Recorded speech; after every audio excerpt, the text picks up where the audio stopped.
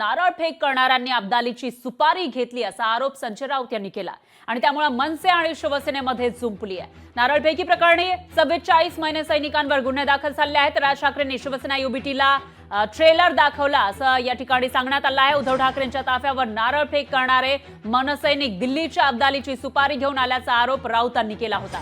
त्यांच्या आरोपांना मनसेनंही उत्तर दिलं आहे। निवडणुकीपर्यंत मनसे शिवसेना सामना होण्याची दाट शक्यता यामुळे निर्माण झाली आहे। पाहुयात या संदर्भातला लोकशाही मराठीचा हा स्पेशल रिपोर्ट।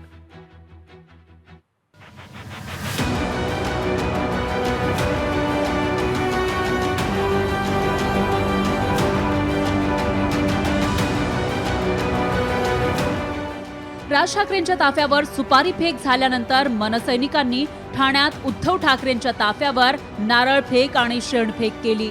उद्धव ठाकरेंच्या वाहनांच्या ताफ्यावर शेणफेक करणारे मनसैनिक दिल्लीच्या अहमदशहा अब्दालीचे कार्यकर्ते असल्याचा आरोप संजय राऊतांनी केला।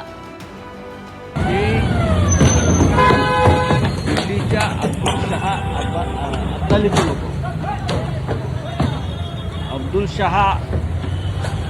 अहमदशहा अब्दालीनं महाराष्ट्रामध्ये गोंधळ निर्माण करण्यासाठी त्या सुपाऱ्या दिलेल्या आहेत। त्यातली ती एक सुपारी राज ठाकरेंच्या वाहनांवर सुपाऱ्या फेकल्या त्याचं उत्तर नारळांनी दिल्याचं मनसे नेते अविनाश जाधव यांनी सांगितलं।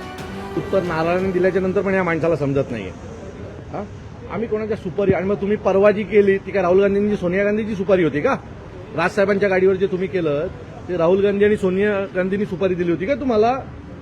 अहो तुम्ही जाऊन दिल्लीत लोटांगण घालता। आमचं साहेब मागच्या 20 वर्षात एकदा गेले दिल्लीमध्ये। शिवसेना उद्धव बाळासाहेब ठाकरे पक्षाच्या पक्षप्रमुखांच्या गाडीवर शेण फेकलं ही बाब शिवसैनिकांसाठी शर्मेची असल्याचा टोलाही जाधवांनी लगावला। त्यांनी जे काय काल केलंय ते मला वाटतं की ठाण्याच्या इतिहासात पहिलं झालं असेल। सर्व सेना प्रमुखावर शेण फेकलं गेलं, याच्यापेक्षा आणखी काय शिवसैनिकांच्या तोंडात शेण होतं? राज ठाकरेंनी ट्विट करत झालेल्या संघर्षावर पूर्ण विराम देण्याची भूमिका घेतली आहे। उद्धव ठाकरेंच्या ताफ्यासमोर मनसैनिकांनी जी निदर्शनं केली ती संतापातून आलेली प्रतिक्रिया होती। नवनिर्माण यात्रेच्या दरम्यान विघ्न उभी करण्याचे प्रयत्न धाराशिवपासून सुरू झाले। धाराशिवमध्ये निदर्शनाला आलेले शरद पवार आणि उद्धव ठाकरेंच्या गटाशी संबंधित होते। माझ्या नादाला लागू नका, कारण माझा महाराष्ट्र सैनिक काय करेल हे तुम्हाला कळणारही नाही, असं राज ठाकरे म्हणाले। मनसैनिक आणि शिवसैनिकांमध्ये सुरू झालेला हा संघर्ष आता एवढ्यात संपण्याची शक्यता नाहीये। त्यामुळे पुढचे काही दिवस संपूर्ण महाराष्ट्राचं रणांगण होण्याची शक्यता नाकारता येत नाही।